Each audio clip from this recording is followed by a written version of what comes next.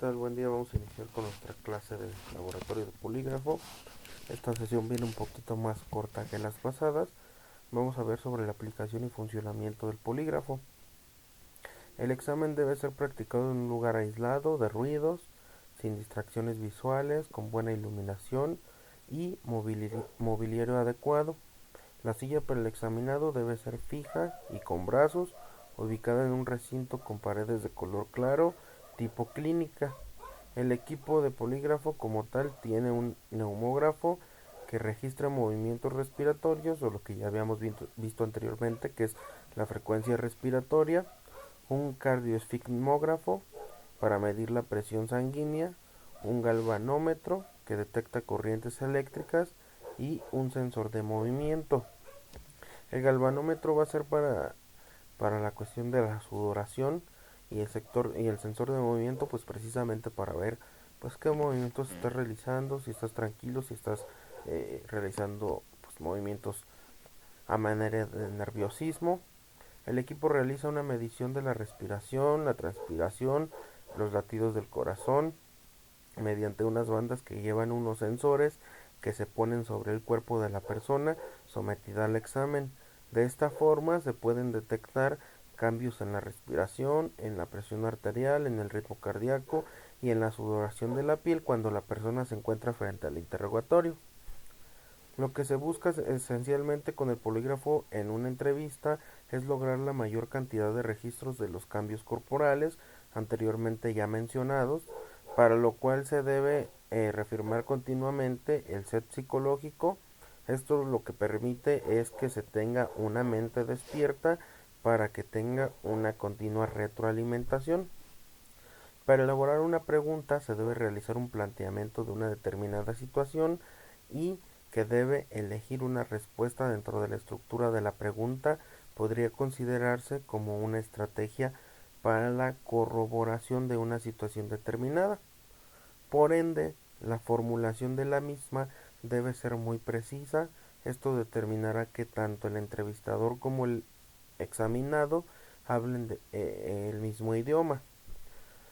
De acuerdo a los parámetros establecidos por los expertos en poligrafía, el éxito de la prueba del polígrafo se basa en la elaboración adecuada de las preguntas, la forma y el contenido que tenga la pregunta en un determinante en la cantidad y calidad de la información que se va a recolectar.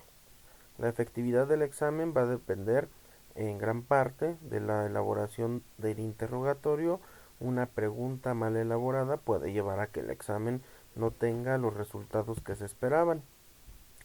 Dentro de la prueba de la poligrafía o del polígrafo existen los siguientes tipos de preguntas: irrelevante, de estímulo, relevante, sintomática y comparativa. La irrelevante, cuando hablamos de una pregunta irrelevante, nos estamos refiriendo a la primera pregunta durante la etapa de recolección de datos o de información. Está confeccionada con el fin de orientar una respuesta. Esto llevará a acostumbrar al sujeto antes de llegar a las preguntas relevantes. Otro objetivo que busca es que pueda ser utilizada como una pregunta neutral. Este tipo de interrogatorio no debe producir ninguna emoción o incomodidad al examinado, ni deben de estar relacionados con la investigación. Por consiguiente, no debe causarle ningún tipo de tensión al sujeto examinado. Esto permite que el sujeto se acostumbre a la situación. En la pregunta irrelevante, tanto el examinado como el examinador conocen la respuesta. El examinado siempre responderá con un sí. Un ejemplo de una pregunta irrelevante la podremos exponer de la siguiente manera: ¿es verdad que estamos en México? Y él tendrá que responder sí o no. Pero en este caso sabemos que tienen que responder con la verdad y de manera correcta, y alguien que esté dentro de sus facultades pues va a responder que sí, porque sabemos la respuesta a ambos y sabemos que la respuesta es sí. Eso es una pregunta irrelevante. Una pregunta de estímulo: en relación a la pregunta de estímulo dentro de la prueba se toma como opcional y lo que busca es determinar que el examinado tiene toda la capacidad de reaccionar. Se puede utilizar de una manera sorpresiva, inclusive el examinador la realiza como pregunta final de la prueba, con el fin de que produzca una estimulación en el sujeto y poder confirmar que el examinado está reaccionando. La forma en que se efectúa el interrogante se hace con una pregunta sobre números. Un ejemplo podría ser: escuche con cuidado, sume 8 más 9 más 7 y dígame el resultado. Cuando la prueba del polígrafo se realiza en un tema en específico, la pregunta será con relación a un caso específico o creencias o comportamientos del examinado que se pueden relacionar a los hechos materia de la investigación, como por ejemplo en el asesinato de Juan en el bar, por ejemplo. ¿Estuvo usted en ese bar la noche anterior? Y pues él ya tendrá que responder, y pues se van a ver ahí qué estímulos se están pues demostrando. Posteriormente continuamos con la relevante. En lo que hace referencia a la pregunta relevante, también es conocida como pregunta directa.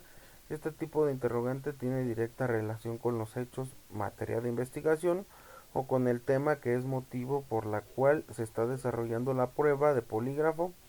Esta pregunta presenta unas ciertas características para su elaboración.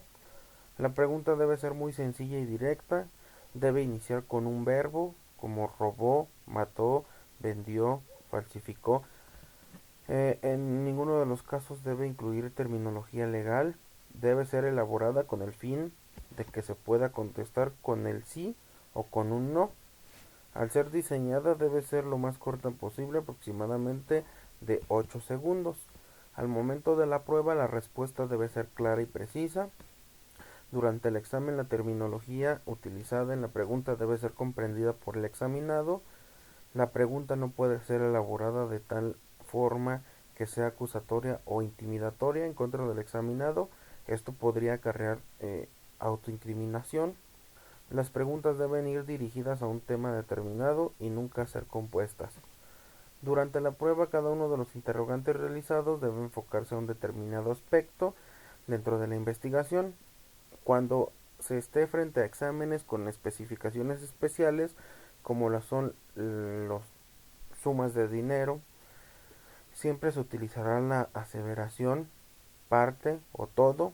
Lo anterior determinará que, que no se presente una posible racionalización. Dentro de las preguntas relevantes existe una clasificación de 4 tipos, que va a ser la primaria, la secundaria, la que conecta la evidencia y la de sacrificio. Estos tipos de preguntas relevantes las vamos a analizar en la siguiente sesión, así como la pregunta comparativa. Hasta aquí vamos a dejar nuestro temario. Quedó así dividido por la cuestión del número de sesiones que vamos a tener. Entonces no se preocupen, no va a quedar la información incompleta. En la siguiente sesión vamos a continuar con lo que prosigue de esta sesión. Pues hasta aquí esta sesión. Espero que hayan entendido, que no queden dudas, y si es que las hay, quedo a sus órdenes para cualquier cosa. Que tengan un excelente día y una excelente semana. Saludos a todos.